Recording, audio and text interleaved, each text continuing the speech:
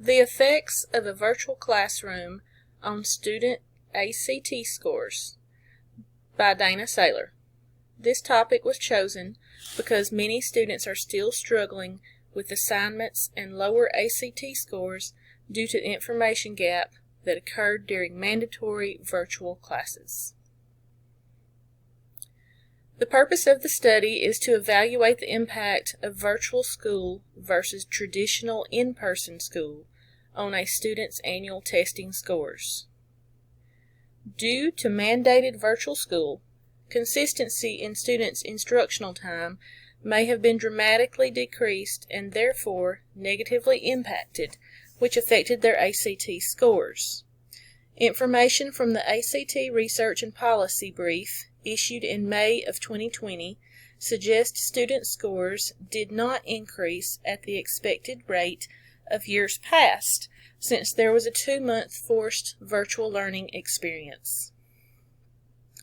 Continued implementation of quarantining, social distancing, and occasional school closing due to the virus continues to impede gains in scores. ACT scores were lower in 2020, with students losing an average of 1.53 points per student, according to the research done by Allen, Mattern, and Camara in predicting the impact of COVID-19 school closures on ACT test scores. Another problem students were faced with was being unable to qualify for some scholarships and financial aid due to these lower scores. Many students require scholarships and financial aid to be able to attend college, and this was not an option because their scores had fallen so low. Students' lower test scores are not the only side effects of the mandatory virtual school. Walters, Runnell, and Kremser say isolation, depression, anxiety, psychological distress, deficient technology, stress, lack of motivation, and mental health are things students had to deal with during quarantine. Many of these things did not go away after mandatory virtual learning ended. They are still affecting students into the following school year and have had lasting effects. Many students have been allowed to return to school, have thrived in different aspects of their life, such as higher test scores, personal motivation, lower stress levels, and a sense of fulfillment, according to Lee, Lim, and Allen in their journal, Effects of Learning Attitudes and COVID-19 Risk Perception on Poor Academic Performance Among Middle School Students. The purpose of this study is to evaluate the impact of virtual school versus traditional in-person school on a student's annual testing scores. Due to mandated virtual school, consistency in students' instructional time may have been dramatically decreased and therefore negatively impacted, which affected their ACT scores. Information from the ACT Research and Policy Brief issued in May of 2020 suggests student scores did not increase at the expected rate of years past, since there was a 2-month forced virtual learning experience. Continued implementation of quarantining, social distancing, and occasional school closing due to the virus continues to impede gains in scores. Information attained through documented research suggests traditional in-person learning is more beneficial to students than virtual learning due to pandemic conditions.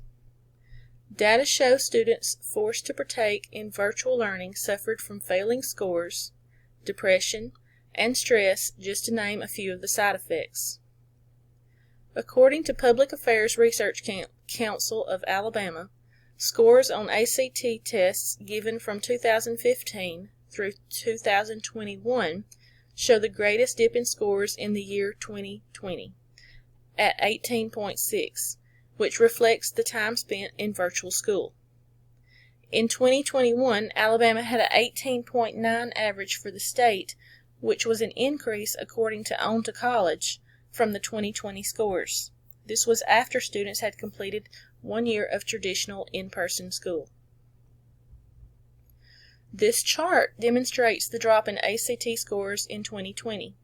Students participated in mandatory virtual school in the spring of 2020 school year and then were tested in the fall of 2020 after coming back to school.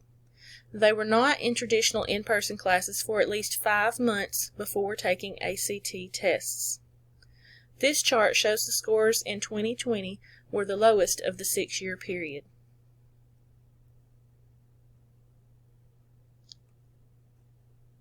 For the action plan, the 12th grade students at a local high school will be divided into 2 groups. Group A will consist of 64 students who will only participate in mandatory virtual school. Group B will consist of 64 students who participate in traditional in-person learning. The time period this will cover will be from January until May of the academic school year. Each group will be required to take the ACT test in May at the end of the school year. We will have 4 years of tests to look back and compare with since students began testing in the 9th grade. Testing scores will be compared between the 2 groups and compared against national averages for testing scores. Ethical considerations. All 12th grade participants in the study will be required to take the ACT for their 2022 school year to complete the testing research program. There will be no risk for students to register to take this test, as all have already registered and taken the test in the past. The students will be taken by bus to a national testing site for the time of the test. Consent forms will be signed by parents or guardians allowing their child to take the test and ride the bus to and from the school to the test site, as the students are considered to be minors.